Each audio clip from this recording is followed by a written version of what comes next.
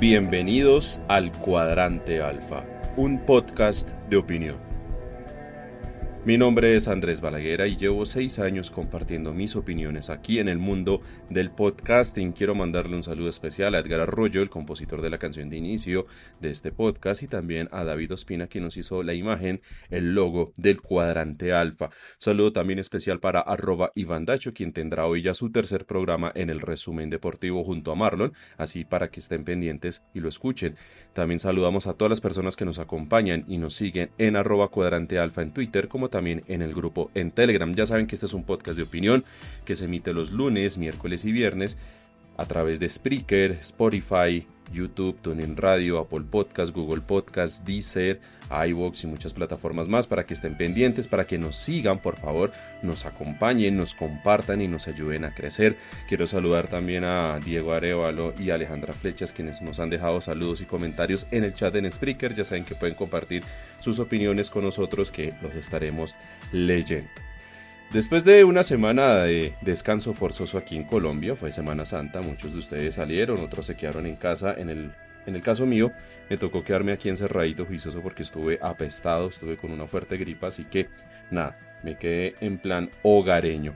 Pero hubo mucha gente que sí salió, y hubo mucha gente que padeció los desastres de lo que es la movilidad en Colombia. Lo que pasa es que la prensa, lo que hoy son la oposición, o sea, el uribismo, Cambio Radical y demás, vinieron a descubrir los desastres que tenemos, lo desastrosa que tenemos a nivel de movilidad en el país. Se dieron cuenta que los aeropuertos no funcionan como deben funcionar. Se dieron cuenta que las superautopistas, super mega autopistas que tenemos en Colombia, o sea, las autobahn no son nada, son un moco pegado en comparación de lo que tenemos en Colombia, ¿no? O sea, las autobahn, las superautopistas alemanas, que son las mejores del mundo, no son nada en comparación a lo que tenemos aquí en Colombia. Pues bueno, se vinieron a descubrir que efectivamente en Colombia no hay vías, en Colombia no hay infraestructura, que sencillamente el movilizarse en las pésimas carreteras que tenemos aquí en Colombia es un fiasco, es un desastre.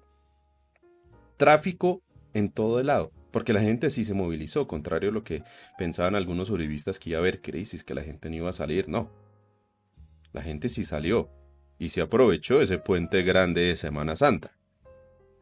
Lo que pasó es que las carreteras no dan abastos, y si bien estamos en un invierno, pues como es costumbre en abril, pues había tráfico, habían tacos, habían trancones, las vías completamente quietas y con filas interminables de vehículos, porque sencillamente nuestras carreteras no dan a más. Eso de las famosas carreteras 4G, 5G que hablaban en el gobierno Santos, que hablaban en el gobierno Duque, son pura carreta. Acuérdense ustedes que Duque iba por ejemplo, a la famosa vía del Sol, a la autopista del Sol, la que conecta por el Magdalena Medio a la costa, con la costa atlántica. Duque iba y la inauguraba cada 5 kilómetros que le hacían una nueva construcción. Inauguraban como si fuera el gran evento, como si fuera el gran resultado en materia de política e infraestructura, inaugurar 5 kilómetros de vía. Y cada cierto tiempo veíamos el mismo pésimo show, el mismo show patético de inaugurar un tramo pequeñísimo de una vía que se inició labores en el gobierno Santos, o sea, Santos 1, Santos 2, Duque, y realmente no tenemos buenas vías, y ni hablemos de ahí para atrás, con los gobiernos de Uribe o el gobierno de Pastrana o de Samper, o sea, realmente no tenemos vías. Quien pase por Billete y quiera, por ejemplo, ir a Honda, sabe lo tortuoso que es pasar por Guaduas, lo que es esa vía, que la doble calzada llega así, pero hasta Villeta, de ahí para allá es una única calzada y está plagada de derrumbes. Lo mismo pasa si uno va por el otro lado. Realmente en materia de vías estamos muy mal, y muchos tuiteros empezaron a quejarse, y con toda la razón, que de Ibagué a Bogotá se demoraron 9 horas. Yo lo he padecido, no en esta Semana Santa, lo padecí por allá en el 2018, pero pues bueno, en esa época no era cool quejarse, no era válido quejarse, que si uno se quejaba en el entonces gobierno Duque, entonces uno era castrochavista, enemigo del país, que uno estaba cometiendo traición a la patria y un poco más de vainas, porque esos eran los argumentos del uribista. Ay, si no le gusta nada, pues entonces váyase, malagradecido, ¿no? Pero ahorita, como estamos en otro gobierno, vuelvo y digo, toda esta gente como que descubrió el pésimo estado en el que están nuestras carreteras. Eso sí, para cobrar los peajes ahí sí están, para decir que no, por favor no le bajen al cobro de los peajes, porque eso era una preocupación que tenía el uribismo a fin de año y a inicio de este. Que por favor no le vayan a bajar a los peajes, que no, ¿cómo es eso? Es que van a afectar las concesiones. Salía el doctor Londoño, es que si ustedes no quieren ver huecos en las carreteras, por favor paguen el valor del peaje que es, y eran llamando a que la gente pagara y que no incurriera en esa reducción de precios que pedía el presidente, por ejemplo, para los peajes que están a cargo de la ANI. Y es que resulta que los peajes están en concesión y hay algunas concesiones que están con esos contratos que hay con el Estado y con esas entidades privadas que ponen el valor que se les cante. Tenemos un peaje carísimo aquí en Bogotá, por ejemplo, el que conecta de Funza a la calle 80, que vale más de 15.000 pesos. Eso es un absurdo, estar pagando por un peaje por ese valor cuando hay cerca hay otros 3, 4 peajes. Y las vías no es que estén muy bien. La vía por la calle 13 es pésima, la vía por la calle 80 es pésima. Hay una doble calzada, sí, pero no sirve.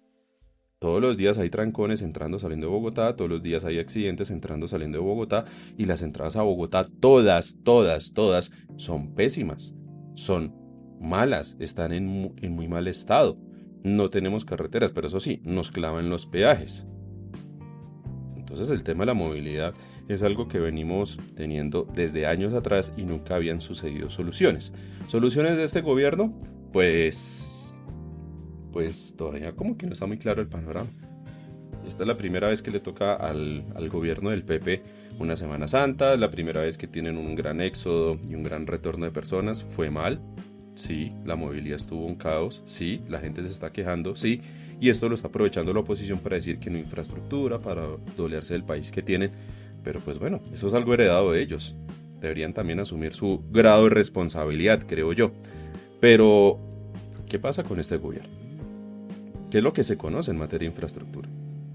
Bueno, hay que saber qué es lo que van a hacer para, por ejemplo, arreglar este tipo de cosas. Hay arreglos que se pueden hacer en el corto plazo, pero la mayoría de estos arreglos van a ir más bien para el mediano o largo plazo. ¿Por qué? Porque este tipo de obras se demoran, tenemos una geografía difícil, hay que hacer estudios, hay que hacer planeación, hay que mover una cuanta burocracia, que es lo que se mueve aquí en este país. Y mientras tanto, en el próximo puente, la gente qué va a hacer. En el próximo puente, por ejemplo, cómo se van a mover o cómo van a hacer esas movilizaciones para los puentes de mitad de año.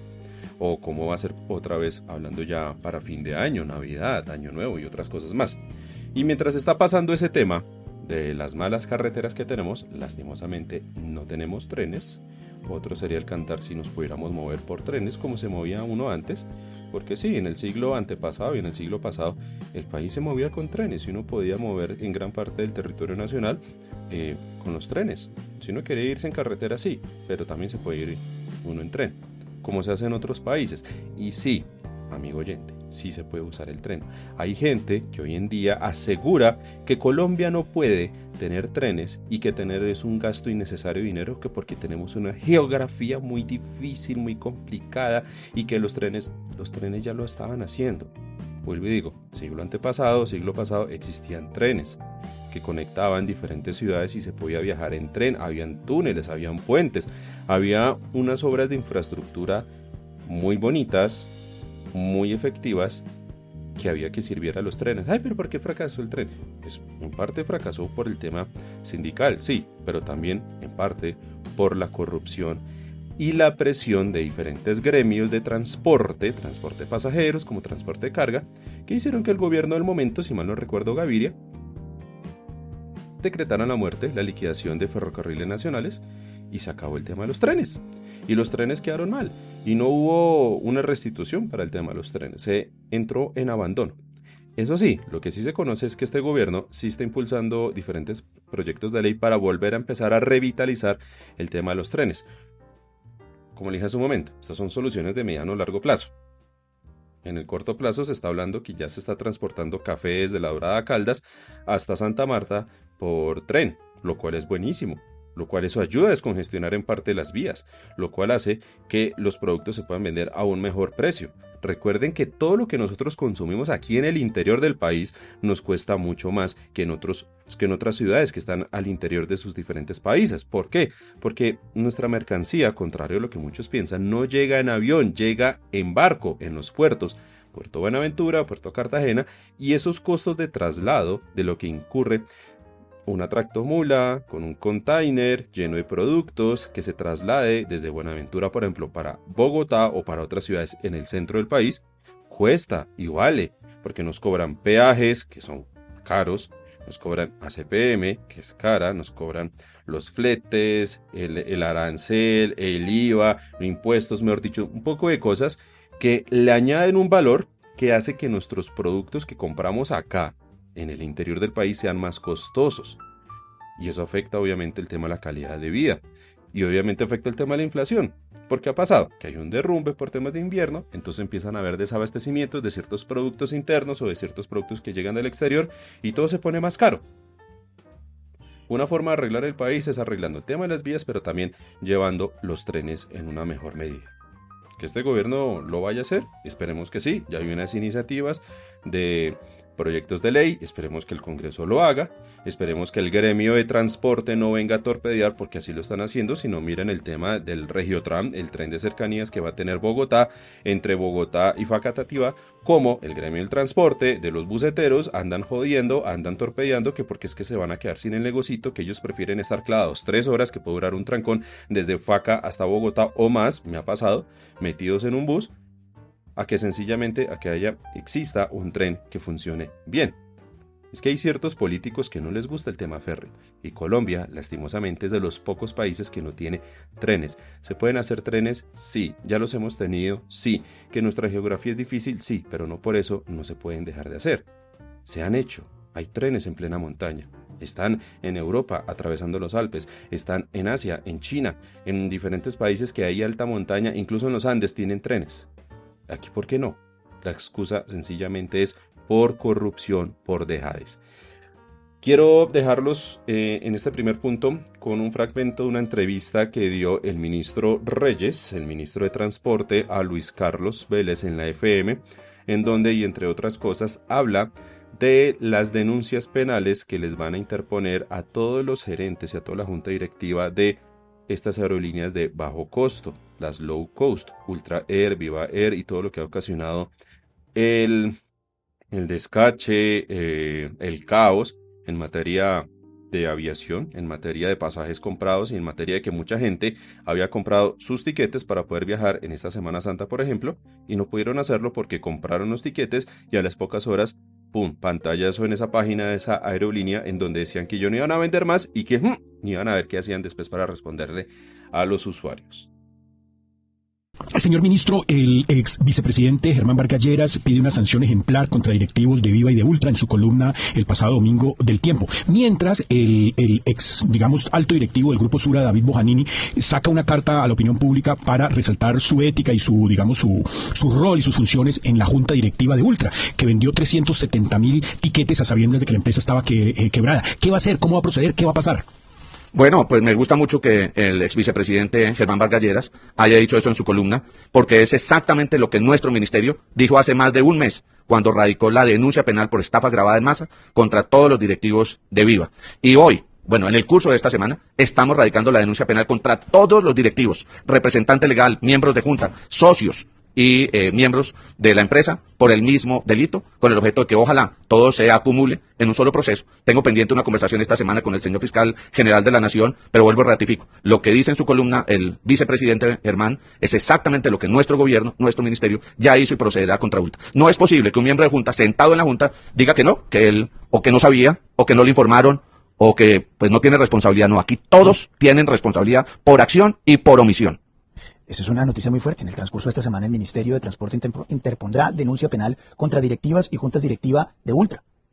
Así es, Luis Carlos, yo lo había anunciado. Lo que pasa es que usted tiene que ser muy serio cuando formule una denuncia, en tener todo el soporte probatorio. Ya tenemos de la Supertransporte una cantidad de evidencias. Hemos solicitado a las agencias de viajes también que nos aporten pruebas. Y en el primer proceso ya estamos orientando a las agencias de viajes para que se hagan parte como víctimas en este proceso penal que cursa contra Viva. ¿Y es una denuncia por qué? Estafa agravada en masa.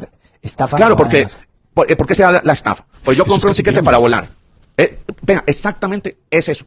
¿Qué es? Yo vendo tiquetes a futuro, cojo la plata, la utilizo con otra finalidad. Es un poco lo que he dicho yo. Tenemos que establecerle una restricción a cómo usar ese dinero, como lo hace el modelo norteamericano. Sé que a la presidenta de ANATO no le gusta mucho mi idea, pero creo que es muy importante. En Estados Unidos no se hace efectivo el cobro de la tarjeta hasta que el viaje haya se haya efectuado. ¿Por qué? Es un tema de responsabilidad. Estamos trabajando en un tema de seguros también para que podamos garantizarle al pasajero que le cubra el seguro de lo que es su tiquete. Pero mire, aquí uno no solo pierde un tiquete, pierde todo un viaje, hoteles, comidas, uno prepaga los viajes. ¿Cuántos estudiantes tenían sus vacaciones pagadas con Viva y con Ultra? Cierto. Lo que han hecho es gravísimo. Señor ministro, muchísimas gracias como siempre por dar. Escuchaban entonces al ministro Reyes, muy claro, muy categórico, en una muy buena entrevista que he colocado ahí en su enlace en la descripción de este episodio de podcast por si la quieren ver y por si lo quieren escuchar completo. Ahí pueden escuchar entonces al ministro de Transporte diciendo algo muy claro, los va a denunciar por estafa y se va a reunir con el fiscal, con el superfiscal Barbosa. Él es, antes que fiscal, él es opositor, recuerden, pero esperemos que con este tema sepa ser diligente.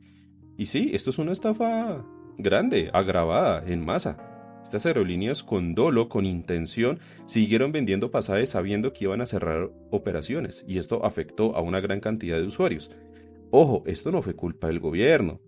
Esto no es culpa del Estado, no, estas dos empresas son privadas y estas dos empresas con IVA o sin IVA estaban vendiendo pasajes. Estas empresas con IVA, sin IVA, con impuestos, sin impuestos, con lo que sea, estaban operando.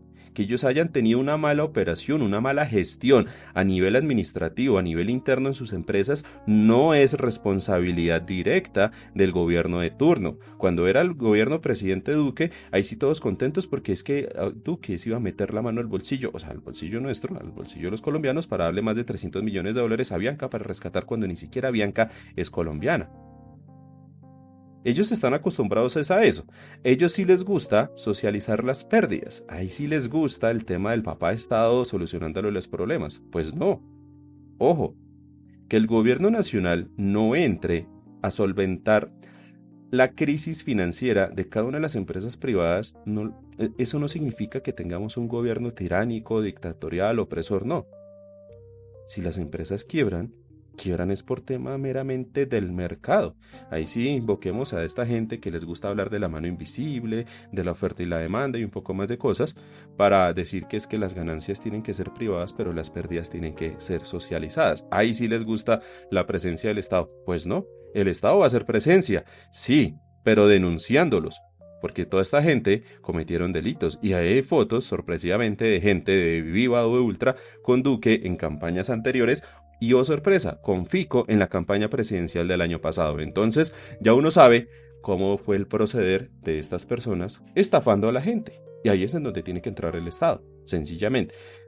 Que sí, el Ministerio de Transporte va a iniciar las denuncias pertinentes, pero ojo, esto era ya para que Fiscalía estuviera investigando de oficio, y es que este es un hecho relevante de público conocimiento. Aquí no se necesita que haya una denuncia como tal de un ciudadano afectado, no, o que llegue el ministro de Transporte para presentar una serie de denuncias en bloque, no, esto ya era para que Fiscalía estuviera investigando y estuviera haciendo las respectivas indagatorias, pero vuelvo y digo, el fiscal, antes que ser fiscal, o sea, el fiscal Barbosa es opositor, amigo de Duque, por ende, amigos de estas personas que hicieron campaña por Duque y sus amigos.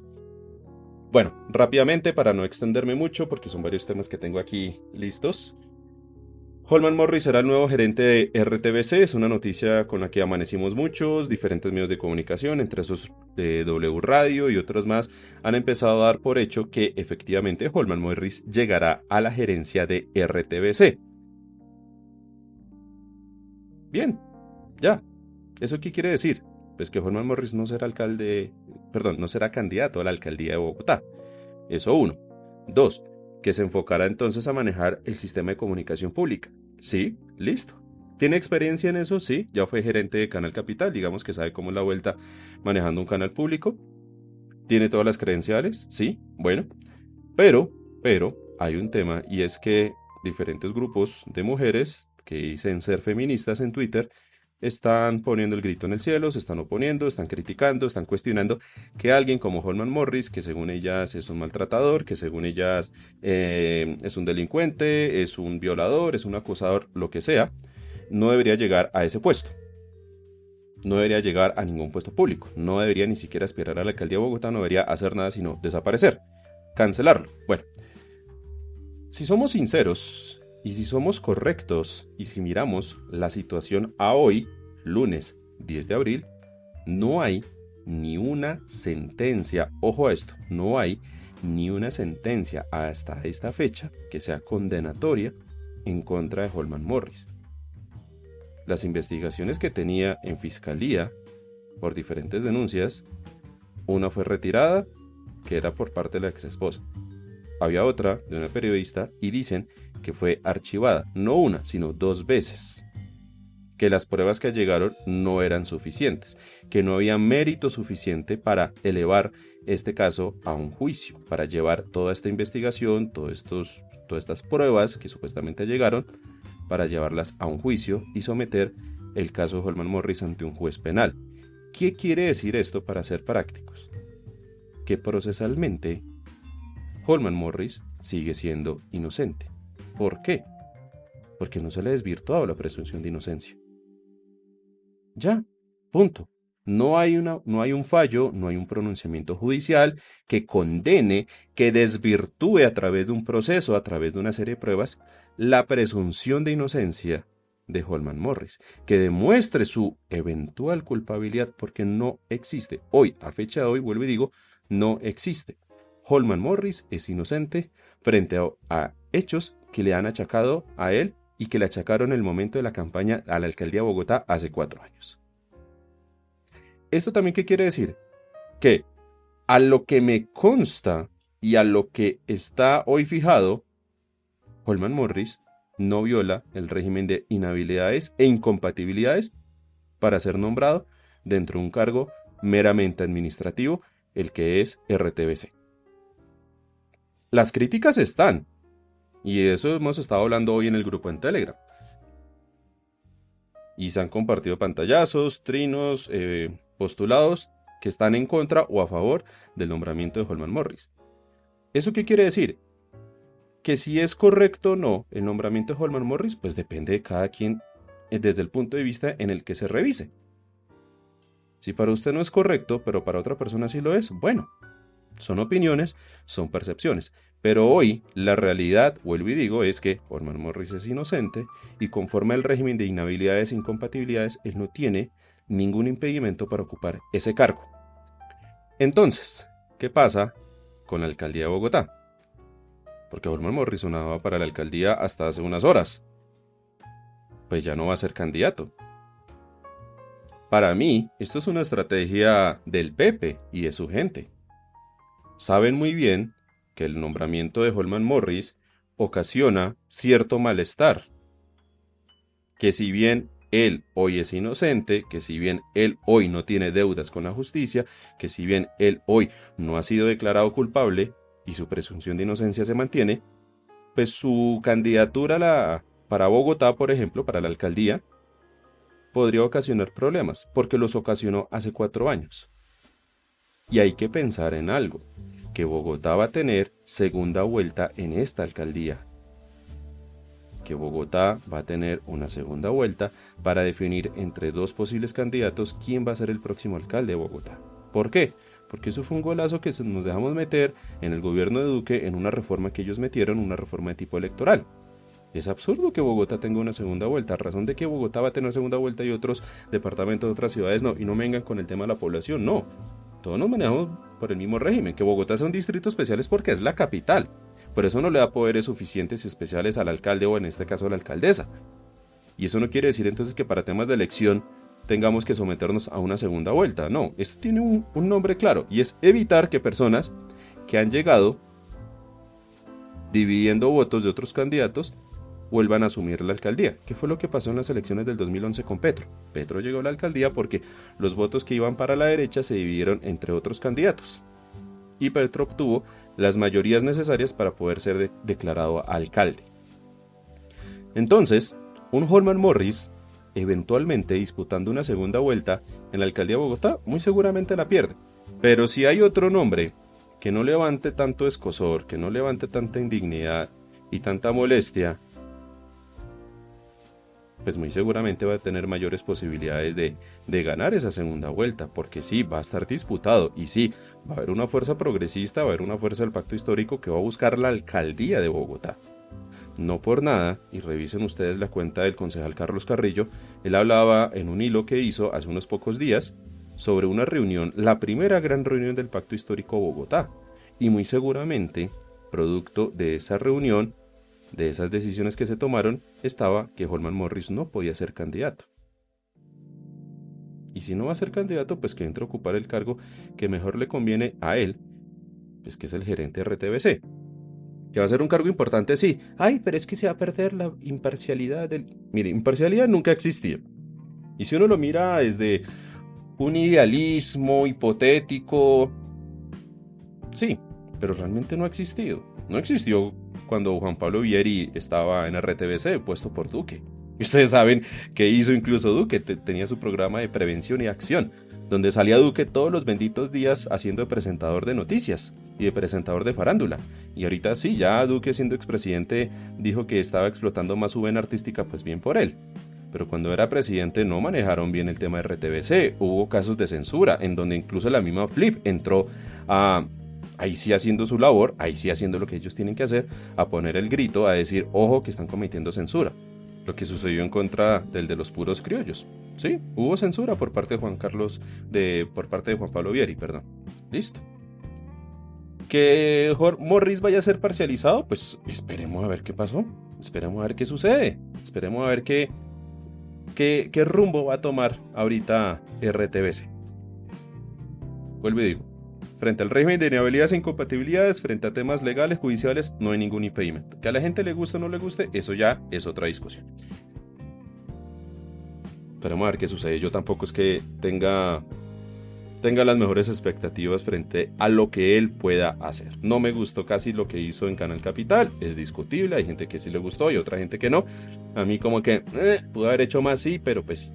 esperemos que aquí, teniendo un mayor presupuesto y teniendo una empresa tan grande como la es RTBC, empresa digo en el sentido de magnitud, de importancia, de imponencia, pues haga algo y lo haga bien, esperemos que sí.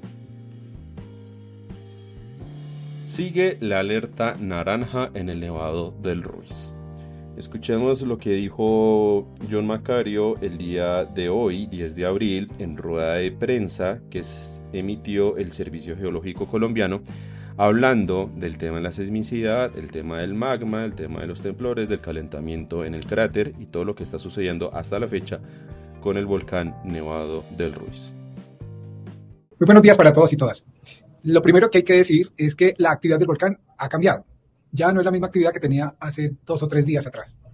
¿Eso qué implica? Implica que las condiciones en el volcán son diferentes a las que teníamos cuando se subió el nivel de actividad. ¿En qué sentido?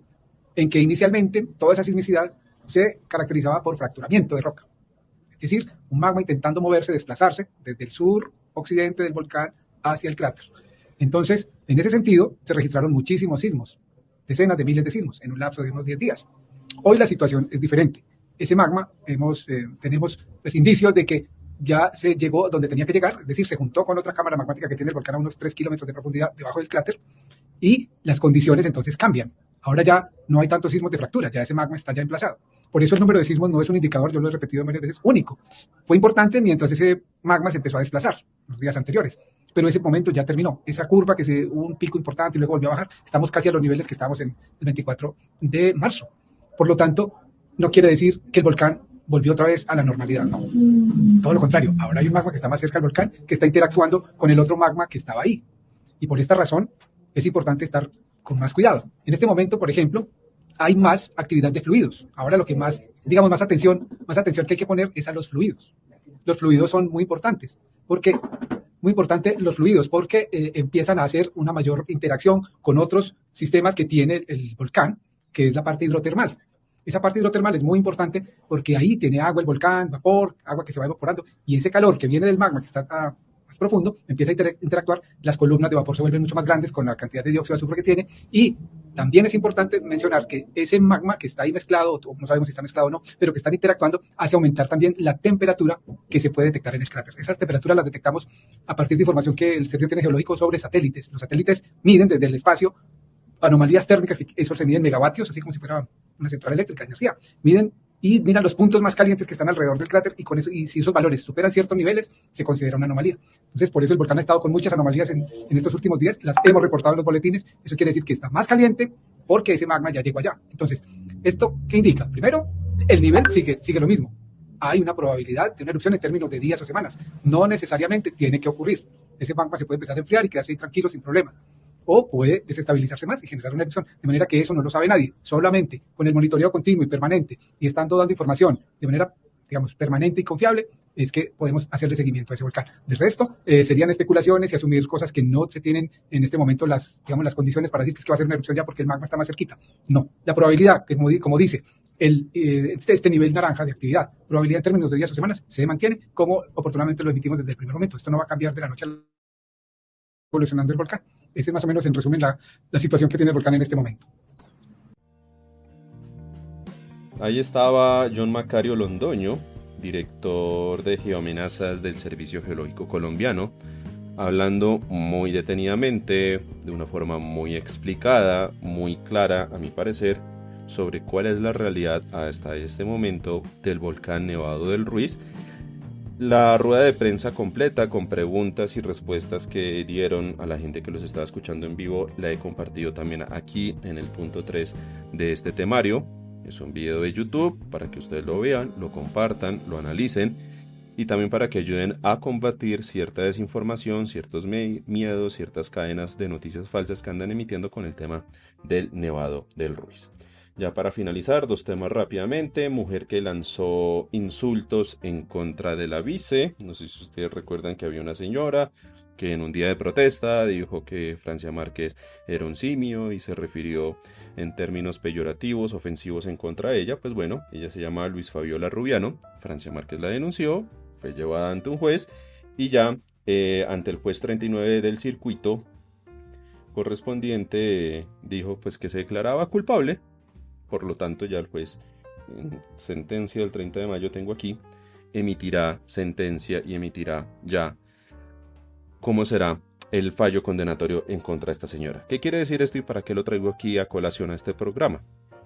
Tengan cuidado con lo que dicen en redes sociales, tengan cuidado en la forma en cómo dicen las cosas. Por más opinión que sea, no hay que caer en los insultos. No hay que caer en las injurias y mucho menos en las calumnias. Que así como le pasó esto a esta señora, le puede estar pasando a cualquier otra. Ay, pero ¿por qué a Polo Polo? A Polo Polo le pasará. Esperemos. Lo que pasa es que Polo Polo, como congresista, está cobijado bajo el procedimiento de la ley 600. Esta señora, Luis Fabiola Rubiano, que insultó a la vice, la cobija el procedimiento del sistema penal acusatorio. ¿Que este procedimiento del sistema penal acusatorio es un poco más rápido? Sí. ¿Es mucho más rápido? Sí. Los congresistas tienen un procedimiento que es escritural, Ley 600 del año 2000, en donde su juez natural es la Corte Suprema de Justicia en primera instancia en la sala de instrucción. Es un proceso lento, es un proceso que se toma sus pausas, sus términos, es un proceso escritural. Ay, pero ¿por qué ellos lo tienen así? Pues algo muy sencillo. ¿Quiénes sacan las leyes? El Congreso de la República. ¿Y quién fijó por ley cómo es el procedimiento para juzgar a los congresistas y demás aforados? Pues ellos mismos por ley. Entonces, pues ellos escogieron su juez, ellos escogieron su procedimiento y ellos lo tienen. Y por eso es que los procedimientos de la ley 600 son tan lentos. Pues nada, esperemos que este Congreso sea lo suficientemente diligente como para cambiarse eso. ¿Por qué no? Todos cobijados bajo un mismo sistema, que es el sistema penal acusatorio, eso sí, respetando que en el caso de los congresistas se mantenga que su juez natural sea la Corte Suprema de Justicia, con doble instancia, o sea, sala de instrucción y después sala penal en segunda instancia, ya, pero que sea a través del sistema penal acusatorio. Bueno. Y ya para finalizar hablemos de algo que desde el mismo Petro como el resto del gobierno están celebrando, y es que hay un memorando de entendimiento firmado entre la alcaldesa cuidadora, o sea el distrito, la ciudad de Bogotá, con la ministra de Salud, Carolina Corcho, o sea la nación, para destinar un presupuesto de 354.000 millones de pesos para empezar a sacar vacunas. Dicen que van a empezar a sacar 3 vacunas desde el 2025 en adelante. Una tendrá, que será la vacuna del COVID, y otras 2 serán contra la influenza y el neumococo. Entonces el Pepe, la alcaldesa cuidadora, la Corcho y demás y compañía están felices porque se han podido entender, se han podido comprender y han sacado en conjunto, esto es entre la nación y el distrito, lo que será un gran centro de desarrollo tecnológico y biológico para poder sacar 3 vacunas a partir del 2025. Esperemos entonces que esto funcione bien, que este presupuesto sirva y, ¿por qué no? Pues que aparte de estas 3 vacunas se puedan seguir sacando otras más que nos afectan, que nos perjudican en temas de enfermedades, en temas de contagios, en tema de virus, de viruses y otras cosas más que puedan afectar aquí a Colombia y que también Colombia pueda aportar estas vacunas, este desarrollo a otros países que bien lo puedan necesitar. Que incluso usted se pueda tocar en el tema del viaje que va a hacer en mayo, tengo entendido, la vice en diferentes países del África. Que mucha gente está criticando, sí, pero ¿es necesario ese tipo de viajes? Sí, ¿y por qué no?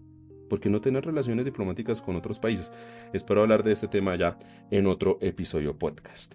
No me demoro más, muchísimas gracias a todos ustedes, fueron varios temas que tocamos aquí un poquitico al trote. Han pasado varias cosas en esta Semana Santa, en estos días de descanso forzoso. Ya saben, el resumen deportivo con Iván Dacho y Marlon saldrá hoy también, hoy lunes. El día miércoles esperamos tener un muy buen programa junto con Carlos Hernández, @mediarse, y también con @Ivandacho, hablando sobre las bodegas de Twitter Blue, sobre el manejo de las noticias y sobre cómo ahora se está tergiversando la realidad por solo tener ese chulito azul. Y el día viernes espero también tener un invitado, gracias también cortesía de @Ivandacho, para tocar un tema importante, un tema gastronómico, pero también un tema que nos está afectando con esas etiquetas y con esas cosas de la famosa ley contra el sol. No siendo más, yo me despido. Por favor, compartan este episodio podcast, ayúdenos a crecer y sigan aquí pendientes del Cuadrante Alfa.